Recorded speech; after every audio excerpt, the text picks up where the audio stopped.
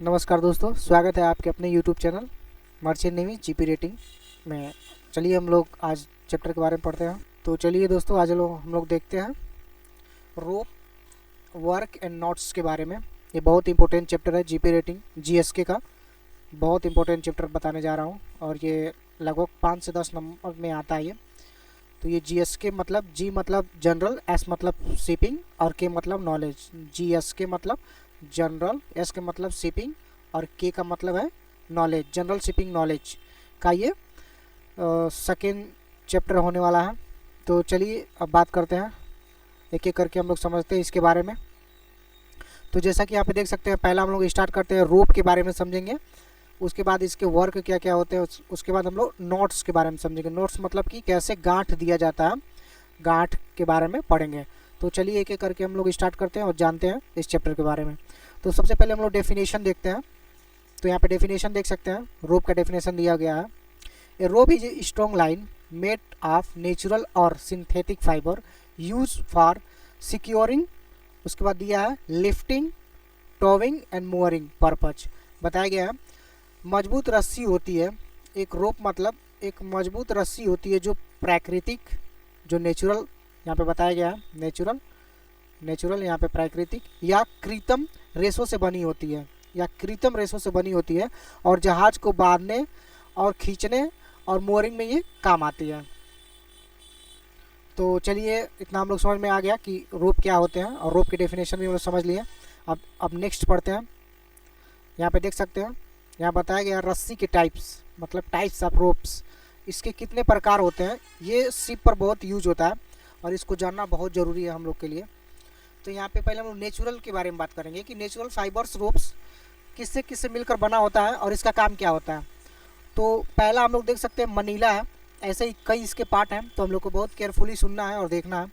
तो यहाँ पे देख सकते हैं मनीला रोप क्या होता है। यहाँ तस्वीर के माध्यम से आप लोग देख सकते हैं मनीला को एकदम एक्सप्लेन करके बताया गया है। तो यहाँ पे देख सकते हैं पहला बताया गया है मनीला रोप के बारे में, मूअरिंग, जहाज को बांधने में ये काम आता है, देख सकते हैं। और इसका क्या काम होता है, एंकरिंग, मतलब छोटे जहाज़ों में एंकर पकड़ने में ये काम आता है। और कार्गो, माल उठाने या उतारने में ये काम आता है। माल को, जैसे कोई भी आइटम्स हो गया, कोई भी भारी भरकम सामान हो गया, उसको उठाने और बांधने में ये काम आता है। और चौथा हम लोग देखते हैं सीढ़ी, मतलब जब हम लोग ज्वाइनिंग करते हैं, साइन ऑफ करते हैं, साइन ऑन करते हैं, तो उस समय ये उपयोग में आता है। तो यहाँ पे देख सकते हैं सीढ़ी को चढ़ने और उतरने में सेफ्टी होता है, ये मतलब बहुत यूज़फुल होता है। तो यहाँ पे देख सकते हैं मनीला रस्सी मजबूत नमक वाले, जैसे कि मनीला जो रस्सी होती है नमक वाले पानी में टिकाऊ होती है, जैसे साल्टी वाटर होते हैं उसमें ये टिकाऊ होता है और पकड़ अच्छी देता है, और इसकी पकड़ बहुत अच्छी होती है। तो चलिए आगे पढ़ते हैं इसके और भी पार्ट्स के बारे में। यहाँ पे देख सकते हैं जो बी पार्ट दिया गया है वो क्वायर रोप के बारे में बताया गया है कि क्वायर रोप क्या होता है। जैसे कि आप तस्वीर के माध्यम से देख सकते हैं क्वायर रोप। तो यहाँ पे देख सकते हैं जहाज पर क्वायर रोप नारियल की रस्सी का उपयोग होता है यहाँ पे, जैसे उससे मिलकर बना होता है ये। यहाँ पे देख सकते हैं मूअरिंग, छोटे जहाज़ों को बांधने में बहुत इस्तेमाल होता है ये क्वायर रोप। और एंकरिंग, मतलब हल्के एंकर पकड़ने के लिए भी इसका उपयोग किया जाता है। और यहाँ पे देख सकते हैं कार्गो हैंडलिंग का मतलब होता है माल उठाने में और उतारने के लिए, और अस्थाई और स्लिम में इसका काम किया जाता है। और यहाँ पे देख सकते हैं सेफ्टी के बारे में बताया गया है, क्रू की सुरक्षा और चढ़ने उतरने के लिए, जैसे सीढ़ी यहाँ पे है, क्रू जो होते हैं अभी बताएं आप लोग को, वो चढ़ने उतरने के लिए यूज़ में आता है। तो ऐसे ही हम लोग और इसके पार्ट्स में बारे में जानेंगे। अभी हम लोग बी पार्ट्स हम लोग देख चुके हैं, अब सी पार्ट्स के बारे में समझेंगे कि ये सी पार्ट्स क्या होता है। जो इसका सी है, ये सीसल रोप है, जो थर्ड वाला पार्ट जो सी बनाया गया है, ये सीसल रोप के बारे में बताया गया। तो यहाँ पे देख सकते हैं जहाज पर सीसल रोप का उपयोग क्या क्या होता है, यहाँ पे देख सकते हैं। तो यहाँ पे मूअरिंग, छोटे जहाज़ों को बांधने में यह भी काम आता है।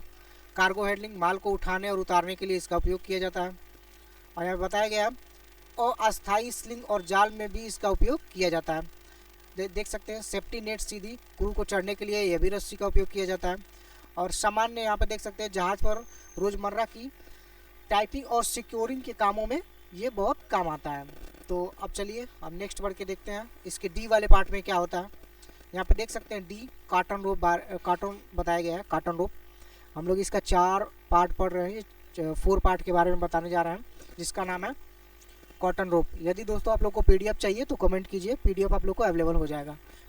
तो यहाँ पे देख सकते हैं जहाज़ पर कॉटन रोप का उपयोग क्या क्या होता है, जैसे टाइंग, छोटे सामानों को बांधने सिक्योर करने में इसका उपयोग किया जाता है। यहाँ पे देख सकते हैं सिग्नलिंग, डेकोरेशन, जहाज़ पर झंडे, सजावट, हल्के कामों में इसका उपयोग किया जाता है। जैसे हम लोग अगर किसी भी देश में एंट्री करते हैं तो उसका फ्लैग लगाना बहुत इंपॉर्टेंट होता है, बहुत नीड होता है, बहुत कंपलसरी होता है। तो ये उस चीज़ में ये काम आता है कॉटन रोप। और देख सकते हैं लाइफ लाइन हेडरेल, मतलब अस्थायी पकड़ने वाली रस्सी बनाने में इसका उपयोग किया जाता है। इमरजेंसी उपयोग में देख सकते हैं जल्दी से बांधने या अस्थायी नॉट को बनाने में ये बहुत काम आती है। तो आगे बढ़ते हैं। तो चलिए दोस्तों ऐसे ही हम लोग देखते हैं और आगे बढ़ते हैं। यहाँ पे देख सकते हैं इसके पहले हम लोग नेचुरल के बारे में पढ़ रहे थे, अब सिंथेटिक फाइबर के रूप में समझेंगे। अभी हम लोग नेचुरल पढ़ चुके हैं, अब सिंथेटिक के बारे में पढ़ेंगे। तो ये बहुत मोस्ट यूज़ होने वाला रोप होता है, जो हमेशा सी पर यूज किया जाता है, सबसे ज़्यादा अर्जेंट टाइम में इसका उपयोग होता है। तो यहाँ पे देख सकते हैं नायलॉन रोप के बारे में बताया गया है। जहाज़ पर नायलॉन रोप, ये नारियल का उपयोग, जैसे बनाने में इसका नारियल का उपयोग किया जाता है। और यहाँ पे देख सकते हैं मूअरिंग लाइन के बारे में बताया गया है, बड़े जहाज़ों को बांधने में, क्योंकि ये बहुत मजबूत और लचीली होती है। जो नायलॉन रोप होती है बड़े जहाज़ों को बांधने में उपयोग किया जाता है, और ये बहुत मजबूत भी होती है और लचीली भी होती है। तो नेक्स्ट बात करते हैं, यहाँ पे एंकरिंग की बात करते हैं। भारी एंकर को पकड़ने में इसका उपयोग किया जाता है सिंथेटिक रोप का। और यहाँ पे देख सकते हैं बताया गया नायलॉन रोप से ज़्यादा इस्तेमाल होती है ये होती है सिंथेटिक रोप। नायलॉन रोप सबसे ज़्यादा इस्तेमाल इसका किया जाता है। तो यहाँ पे देख सकते हैं टोइंग के बारे में बताया गया है। टोइंग मतलब जहाज़ या बोट को खींचने में इसका उपयोग किया जाता है। यहाँ पे देख सकते हैं कार्गो हैंडलिंग, माल उठाने और उतारने के लिए इसका उपयोग किया जाता है। तो ये बहुत इम्पोर्टेंट है और इसका उपयोग ज़्यादातर किया जाता है। तो ऐसे ही हम लोग और भी देखेंगे इसके पार्ट्स के बारे में जो सिंथेटिक है। अभी हम लोग ए पढ़ रहे थे, अब बी के बारे में समझेंगे। यहाँ पे देख सकते हैं बी के बारे में पॉलीप्रोपिलीन के बारे में हम लोग समझेंगे कि ये रोप किस प्रकार से काम आती है। जहाज़ पर पॉलीप्रोपिलीन रोप का उपयोग क्या होता है, जैसे कि देख सकते हैं यहाँ पे मूअरिंग, छोटे और मध्य जहाज़ों को बांधने के लिए इसका उपयोग किया जाता है। टोइंग, यहाँ पे देख सकते हैं टोइंग बताया गया है, हल्के जहाज़ या बोट को खींचने में इसका उपयोग किया जाता है। कार्गो हैंडलिंग में देख सकते हैं माल उठाने और उतारने के लिए इसका उपयोग किया जाता है। और यहाँ पे देख सकते हैं लाइफ लाइन, सेफ्टी लाइन के बारे में बताया गया है, जैसे इमरजेंसी रेस्क्यू और पकड़ने के लिए इस रस्सी का उपयोग किया जाता है। यहाँ पे देख सकते हैं फ्लोटिंग का काम क्या होता है, इसका पानी पर तैरती है, इसलिए बोए मार्कर और लाइफ बोट रोप में बहुत काम करती है, इसलिए इसका उपयोग ज़्यादा होता है। ऐसे ही हम लोग और भी इसके सी पार्ट के बारे में समझेंगे। यहाँ पे देख सकते हैं सी पार्ट क्या होता है इसका, यहाँ पे बताया गया सी पार्ट में बताया गया है पोलिस्टर रोप। पोलिस्टर रोप होता क्या है, तो सबसे पहले इसके मोरिंग के बारे में समझेंगे। बड़े जहाज़ों को बांधने में साल्ट वाटर में टिकाऊ होता है। इसका काम क्या होता है, बड़े जहाज़ों को बांधने में, जैसा कि यहाँ तस्वीरों के माध्यम से देख सकते हैं एक बड़ी जहाज़ को इसके माध्यम से बांधा गया है। और यहाँ पे देख सकते हैं बताया गया है यहाँ पे बताया गया है कि टोइंग का उपयोग कहाँ पे होता है इसका। यहाँ पे देख सकते हैं भारी बोट या जहाज़ को खींचने में भी इसका उपयोग किया जाता है। कार्गो हैंडलिंग देख सकते हैं, माल को उठाने और उतारने के लिए इसका उपयोग किया जाता है। सेफ्टी लाइन के बारे में समझते हैं। रेस्क्यू रोप होता है, ये इमरजेंसी सिचुएशन में बहुत काम आता है। रेस्क्यू टाइम में, जैसे किसी इमरजेंसी हो गया तो उस टाइम में ये बहुत काम आता है। और ऐसे ही हम लोग इसके डी वाले पार्ट के बारे में समझेंगे, जैसा कि आप यहाँ पे देख सकते हैं डी वाला पार्ट यहाँ पे। अब इसके बारे में समझते हैं। डी वाला पार्ट आप देख सकते हैं तस्वीर के माध्यम से कितना यूनिक दिखाया गया है डी वाला पार्ट ये। और यहाँ पे देख सकते हैं इसको शॉर्ट फॉर्म में कहते हैं HPE कहते हैं इसको, HPE रोप होता है। और इसको देखा जाए तो इसके फुल फॉर्म की बात करते हैं तो हाई मॉड्यूल पॉलीथिलीन ये रोप होता है। और चलिए हम इसके यूज़ के बारे में बात करते हैं। सबसे पहले मोरिंग से स्टार्ट करते हैं। मोरिंग लाइन में इसका यूज़ क्या होता है, तो यहाँ पे देख सकते हैं बड़े जहाज़ों को बांधने में, क्योंकि ये बहुत हल्की और बेहद मजबूत होती है, बेहद हल्की भी होती है और बहुत मजबूत भी होती है, इसको बांधने में इसका उपयोग किया जाता है। टोइंग में देख सकते हैं भारी जहाज़ या बोट को खींचने में हाई लेंथ की वजह से इसको उपयोग किया जाता है। यहाँ पे देख सकते हैं एंकरिंग के बारे में बताया गया। यहाँ पे बताया गया बड़े एंकर और डीप सी ऑपरेशन में भी इसका उपयोग किया जाता है। यहाँ पे देख सकते हैं कार्गो हैंडलिंग, भारी माल उठाने और उतारने के लिए भी इसका उपयोग किया जाता है। और सेफ्टी लाइन में देख सकते हैं रेस्क्यू और इमरजेंसी रोप्स में ये भी बहुत बढ़िया इस्तेमाल किया जाता है इसका। तो यहाँ पे नेक्स्ट देखते हैं। अभी हम लोग नेचुरल वायर के बारे में समझे थे और सिंथेटिक वायर के बारे में समझ चुके हैं। अब हम लोग समझेंगे कि एक और वायर का यूज होता है जिसका नाम है वायर रोप। ये तार से बनी हुई रस्सियाँ होती हैं और देख सकते हैं यहाँ पे बताया गया है स्टील वायर से बनी हैवी लोड के लिए इसका उपयोग किया जाता है। अभी हम लोग वायर से, इसके पहले हम लोग सिंथेटिक के बारे में पढ़े हैं और नेचुरल के बारे में पढ़े हैं, जो रेसे से बनकर मिलकर बनी होती है। और यहाँ पे हम देख सकते हैं कि वायर से मिलकर बनी होती है, ये बहुत ही मजबूत होती है। तो यहाँ पे इसका उपयोग देखते हैं। तो यहाँ पे देख सकते हैं कि जहाज़ पर स्टील वायर रोप का उपयोग मूवरिंग में किया जाता है। बड़े जहाज़ों को बांधने में जहाँ बहुत ज़्यादा ताकत चाहिए वहाँ पे इसका उपयोग किया जाता है। टोइंग देख सकते हैं, भारी जहाज या बार्ज खींचने में इसका उपयोग किया जाता है। और एंकर की बात करते हैं तो बड़े एंकर जैसे डीप एंकर होते हैं, डीप सी में जो एंकर होते हैं उसको उपयोग करने के लिए किया जाता है। यहाँ पे कार्गो हैंडलिंग में देख सकते हैं क्रेन देख सकते हैं और विंच से भारी माल को उठाने में इसका उपयोग किया जाता है। जैसे कि आप देख सकते हैं तस्वीर के माध्यम से यहाँ पे बताया गया है क्रेन को कैसे उठाया जा रहा है। तो यहाँ पे देख सकते हैं तस्वीरों के माध्यम से। तो यहाँ पे देख सकते हैं लिफ्टिंग और सुरक्षा क्या होती है, जहाज़ पर भारी मशीनरी सिक्योर करने में इसका उपयोग किया जाता है। तो चलिए अब आगे बढ़ते हैं। यहाँ पे देख सकते हैं अब यहाँ पे समझेंगे एग्ज़ाम में जो डायग्राम पूछते हैं उसके बारे में समझेंगे और रोप्स के पार्ट्स के बारे में समझेंगे। अभी हम लोग सिंथेटिक पढ़ रहे थे और नेचुरल पढ़ रहे थे और वायर भी पढ़ चुके हैं। अब हम लोग पढ़ेंगे रोप्स के पार्ट्स कितने होते हैं। तो चलिए यहाँ पे देख सकते हैं पहला पार्ट्स बताया गया है बीटर एंड के बारे में बताया गया है। यहाँ पे बताया गया है रस्सी या चैन का वो हिस्सा जो जहाज के अंदर बीटर एक मजबूत फिक्स्ड पॉइंट होता है और उसी पॉइंट से ये जुड़ा होता है, उसी को क्या कहते हैं बीटर पॉइंट कहते हैं या बीटर पार्ट कहते हैं या बीटर एंड भी कहते हैं। यहाँ पे देख सकते हैं जहाज पर एंकर चेन का आखिरी सिरा बीटर एंड कहलाता है। यहाँ पर तस्वीरों के माध्यम से आप समझ सकते हैं, यहाँ बताया गया है, देख सकते हैं तस्वीर के माध्यम से। अगर इमरजेंसी में एंकर को जल्दी से छोड़ना पड़े तो इसी बीटर एंड का उपयोग किया जाता है और रिलीज किया जाता है इसको। तो यहाँ पे देख सकते हैं रोप के पार्ट्स हम लोग पढ़ रहे हैं जिसमें पहला है बीटर एंड।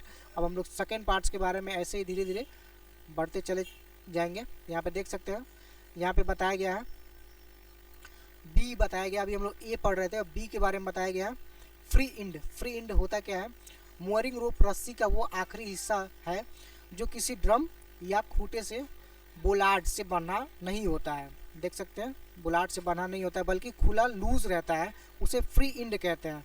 तस्वीर के माध्यम से आप समझ सकते हैं, यहाँ पे बताया गया है ये बंधा नहीं होता है, ढीला ही रहता है, लूज रहता है और ये फ्री ही रहता है जिससे हम लोग इसको आसानी से यूज कर सकते हैं। यहाँ पे देख सकते हैं इसका मुख्य काम क्या होता है। जैसे इसका मुख्य यूज के बारे में बात करते हैं तो यहाँ पे देख सकते हैं रस्सी को कंट्रोल करना, मतलब इसे खींचकर या ढीला छोड़कर जहाज की पकड़ को टाइट या लूज किया जा सकता है। यहाँ पे देख सकते हैं इसको खींचकर या ढीला करके जहाज को पकड़ बनाई जा सकती है। और यहाँ पे देख सकते हैं कोलिंग के बारे में बताया गया है, मतलब रस्सी को कैसे लपेटा जाता है। यहाँ पे बताया गया है लपेटना। काम खत्म होने के बाद रस्सी को इसी सिरे से लपेटकर सुरक्षित रखा जाता है, इसी सिरे से लपेट दिया जाता है ताकि क्या रहे, रोप या रस्सी सुरक्षित रहे। तो यहाँ पे देख सकते हैं सुरक्षा की दृष्टि से देख सकते हैं इमरजेंसी में इसी सिरे को छोड़कर रस्सी का तनाव तुरंत कम किया जा सकता है। यहाँ पे देख सकते हैं इसको तुरंत कम किया जा सकता है इस तनाव को। और यहाँ पे देख सकते हैं बीटर एंड का और उपयोग देख सकते हैं, यहाँ पे बताया गया है रस्सी का दूसरा सिरा जो जहाज से बना होता है उसके बारे में हम लोग जानते हैं। यहाँ पे देख सकते हैं बीटर एंड उसी को कहते हैं। चलिए नेक्स्ट बढ़ते हैं। तो जैसा कि आप लोग देख सकते हैं दोस्तों, हम लोग बीटर एंड के बारे में बहुत बेहतर से समझ चुके हैं और आप लोग को PDF या नोट्स चाहिए तो कमेंट्स कीजिएगा, अवेलेबल हम लोग करा देंगे। तो यहाँ पे सी पार्ट्स के बारे में समझेंगे कि स्टैंडिंग पार्ट्स क्या होता है, इसको फिक्स पार्ट भी बोला जाता है। तो स्टैंडिंग पार्ट्स के बारे में समझते हैं। रस्सी का वो हिस्सा जो किसी चीज़ से बंधा या फिक्स्ड होता है और हिलता डुलता नहीं है, उसी को क्या कहते हैं स्टैंडिंग पार्ट्स कहते हैं और फिक्स पार्ट्स भी कहते हैं। और यहाँ पे देख सकते हैं नोट्स, मतलब जो गांठें होती हैं बांधते समय मोअरिंग में रस्सी का जो हिस्सा टेंशन में रहता है और स्थिर होता है उसे स्टैंडिंग पार्ट्स कहते हैं। यहाँ पे इसी को टेंशन का रूप दिया गया है। और यहाँ पे देख सकते हैं फिक्स पार्ट का और क्या हिस्सा होता है, यही स्टैंडिंग पार्ट्स का दूसरा नाम है, यानी रस्सी का स्थिर सिरा जो जहाज, बोलार्ड, विंच या किसी ऑब्जेक्ट से जुड़ा होता है, उसी को क्या कहते हैं स्टैंडिंग पार्ट्स कहते हैं। तो ऐसे ही हम लोग और इसके पार्ट्स के बारे में समझेंगे। तो चलिए दोस्तों आगे बढ़ते हैं। यहाँ पे देख सकते हैं इसके डी पार्ट्स के बारे में बताया गया है जो बाइट यू शेप में होता है। यहाँ पे देख सकते हैं यू शेप बनाया गया है। और चलिए हम लोग पढ़ते हैं इसके बारे में और समझते हैं। बाइट रस्सी का वो हिस्सा होता है जो यू आकार का होता है और यू आकार में मुड़ा होता है, लेकिन उसका कोई सिरा इंड फिक्स या खुला नहीं होता है। इसका कोई सिरा या इंड फिक्स खुला नहीं होता है। और समझते हैं ये नोट बांधने, मतलब जो नोट्स के बारे में बताया गया, ये गांठ बांधने के बारे में बताया जा रहा है। ये गांठ बनाने, रस्सी को मोड़ने या लूप बनाने में काम आता है। यहाँ पे गांठ बनाने में और रस्सी को लूप बनाने में ये काम आता है। तो चलिए नेक्स्ट समझते हैं। यहाँ पे देख सकते हैं ई पार्ट्स के बारे में जानेंगे। इसका ई वाला फंक्शन क्या है। ले या ट्विस्ट डायरेक्शन के बारे में बताया गया है। तो यहाँ पे देख सकते हैं ले क्या होता है। ले का मतलब होता है कि रस्सी के अंदर जो स्ट्रैंड या तार फाइबर है वो किसी दिशा में घुमाए गए हैं, यानी ट्विस्ट डायरेक्शन में किए गए हैं। जैसे कि आप डायरेक्शन के माध्यम से देख सकते हैं ये बताया गया है, ट्विस्ट डायरेक्शन में ये मुड़ा गया है। और इसके प्रकार के बारे में समझते हैं। ले के कितने प्रकार होते हैं। यहाँ पे देख सकते हैं राइट ले, जो जेड ले के नाम से भी जाना जाता है। इसको दाएं तरफ, अगर दाएं तरफ को इंग्लिश में कहते हैं क्लॉक वाइज, अगर घुमाते हैं तो ऐसा दिखता है। और लेफ्ट साइड मतलब कि लेफ्ट ले अगर घुमाते हैं एस ले में, तो इसका समझ सकते हैं बाएं की तरफ एंटी क्लॉकवाइज घूमता है, उसको एंटी क्लॉकवाइज कहते हैं। बाएं घूमने को एंटी क्लॉकवाइज कहते हैं। और यहाँ पे देख सकते हैं अल्टरनेट ले, मतलब कुछ रोप्स में दोनों तरह के ट्विस्ट होते हैं ज़्यादा फ्लेक्सिबिलिटी के लिए, उसको क्या कहते हैं, अल्टरनेट ले कहते हैं। आशा करता हूँ दोस्तों समझ में आया होगा। नेक्स्ट आगे बढ़ते हैं और समझते हैं इसके बारे में। अब हम लोग नोट्स के बारे में समझेंगे, गांठें कैसे बनानी होती है उसके बारे में पढ़ेंगे। और ये बहुत इंपॉर्टेंट होती है क्योंकि ओरल में और एग्जामिनर द्वारा ये बहुत इंपॉर्टेंट होती है। और सिर्फ पे इसका सबसे ज़्यादा यूज़ होता है, क्योंकि मेमोरिंग टाइम और एंकर टाइम में सबसे ज़्यादा यूज़ किया जाने वाला ये क्वेश्चन होता है। तो चलिए हम लोग समझते हैं what is a knots. Knots क्या होते हैं। यहाँ पे देख सकते हैं a knot is a method of tying a rope by itself to form a secure fastening के बारे में बताया गया है। जैसे यहाँ पे देख सकते हैं नोट मतलब गांठ रस्सी को अपने आप से बांधने की विधि जिससे मजबूत पकड़ बनाती है, उसको क्या कहते हैं, नोट कहते हैं।